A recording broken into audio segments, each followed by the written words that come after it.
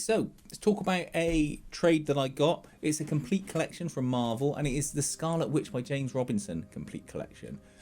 This is a fairly well-sized complete collection. It has 15 issues in it, and as you'll see with the flip through, it's a book that has fantastic art in it, and it's different artists throughout. It's not that they've got the same artists doing the same story and there's the odd change. They use the different art styles to illustrate the different things that are going on. It will make sense when you look at the flip through, because there's a particular story set in Ireland where they do that best. I would say if you're interested in the Scarlet Witch, it's totally worth picking up, because you don't really have to have much knowledge of what's going on in the wider Marvel universe. I certainly don't keep track of everything that's going on in the Marvel universe, because it's just too much like hard work, and I'm kind of getting exhausted by that. I tend to read a lot more now of the image type books or Dark Horse ones. Did a video a minute ago just for Steeple by John Allison, say, or more your crimey noir type books. I'd rather read those or sci-fi books than these. But this sits aside of all that, and it is a really different and enjoyable experience. We'll have a look at the flip through in a moment, and then we will go to pricing and availability at the end. Right then, we've got the Scarlet Witch, the complete collection from Marvel. This is by James Robinson. Nice, simple, stylized cover we've got there with the black, red and the white. This is obviously a paperback version. Not too much to talk about on the spine, it just repeats the colour scheme, and the same on the back. From Manhattan's back alleys to the Greek Isles to the Irish countryside, Wanda Maximoff faces myths, legends, combats curses, and discovers there's more to her complex family history than she knew. Will the powerful mage called the Emerald Warlock be friend or foe? And even as witchcraft is pieced back together, Wanda must discover who shattered it in the first place. The Scarlet Witch will aid broken-hearted hero Le Peregrine and seek help from young witch the Wu, but things won't be easy, and when she encounters her brother Pietro, the witch's road is long and full of dangers. It doesn't tell you too much, but it's saying a lot. But we'll have a look at the book itself. So you get a nice little contents page in the front, then you get this old-fashioned start to it. The key thing to say about this book is every issue or so they change artists, so you get a fresh reading experience every time. The writer stays consistent, but you get a new art style, and I think it works really well for this character and this book, because each story is kind of a standalone. There is a thread running through them, but it's not as if you go suddenly from one page to another and the art changes and it throws you out. And in fact, they use that quite cleverly, the change in art styles in one of the stories, to their advantage. But you have Wanda. She's going about solving magical crimes, magical problems. It starts off in New York, where she's experiencing these demons and having to stop someone being possessed, and then she goes to the Greek Isles where she fights the Minotaur. I won't say who the Minotaur ends up being, because it's someone you may have seen on a Marvel TV show recently, and that would spoil a bit of a surprise for you. But you get this nice dramatic artwork. I mean, that looks great, doesn't it? On the beach on a Greek island. Obviously she wins, because why wouldn't she? You wouldn't have much of a book if she didn't. Then you suddenly find that you've got a change of art style in number 3 to Steve Dillon, best known for working with Garth Ennis. She turns up in Ireland, and this is where you get a 2-part story or 2-issue story. There are strange goings on. Oh, I forgot to say, she's aided by her ghost friend, Agatha Harkness, and she's drawn to this pub.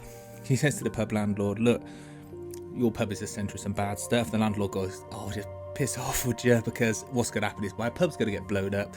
You'll put me out of business, and that's bad for everyone." She goes, "No, it'll be fine, mate. It'll be fine." Anyway, it's not fine. Go to demonic entities come through the door.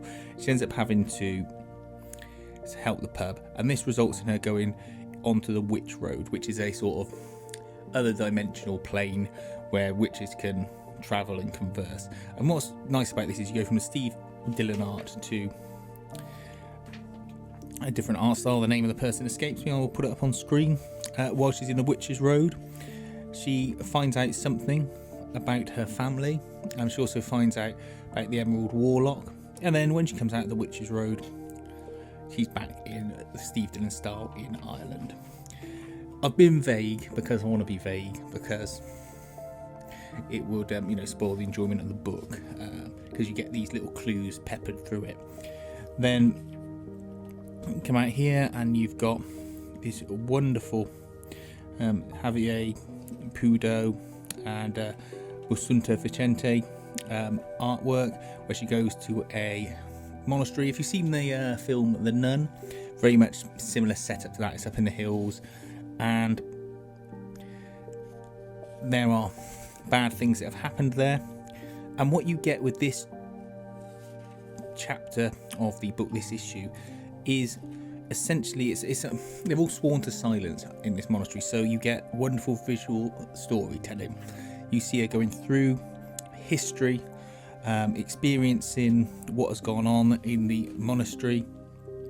She sees things, she fights things, and then she comes out of it the other side, and she gives you an explanation as to what happened if you wanted to go back and see if you understood it correctly. But it's just a wonderfully clever and well thought out bit of storytelling. You get some other ones where this guy's got angel wings, and he has a story where he wants to go back and reclaim a lost love who died because he's heartbroken and suicidal, but he can't fly, he's impotent. She helps him with that, and it's just it feels almost like a Sandman-y kind of story, to be honest, that one. And then you have her encounter a Chinese witch called the Wu. She is a cop and using her powers subtly, and there's clever ways she uses her powers to defeat an enemy that she teams up with the Scarlet Witch on a job with.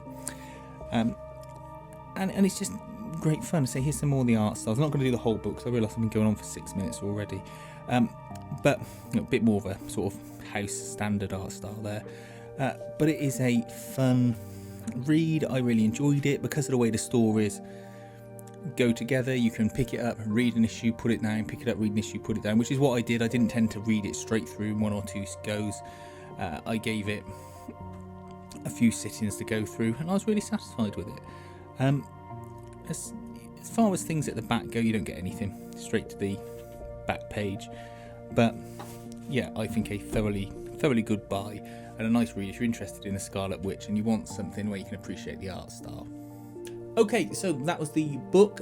As I say, wonderful art for it, really well used, and there's some stories where the writer is not afraid to be quiet and let the art do the work for him. That story in the convent obviously stands out in that respect, and it's the kind of story you read through once, then you go back and read through immediately again once you've read it, just because now your brain has sort of digested what's going on, which I think is fantastic for the book.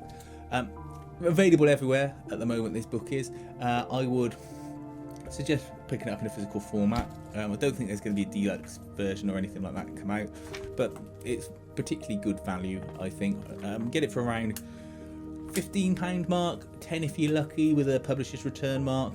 I paid 15 for it. I did shop around for it, and I did do a bit of price watching and wait for it to drop all of a sudden one day. I got this from Amazon. But yeah, if you're happy with the publisher's return mark, I'm sure if you keep your eyes open, you'll find it for the right price. But while I've been talking, I'm sure I've put the price up on screen of what it's currently going for, just online or Amazon. Let me know if there's a book you knew about or were sleeping on, or were maybe interested in, and now you've had a look at it, think it's worth buying. As I say, you don't need to have that wider Marvel universe knowledge. It sits on its own. It's got interesting stories, and it's good for a bit of witchy reading, let's say. Thanks for watching.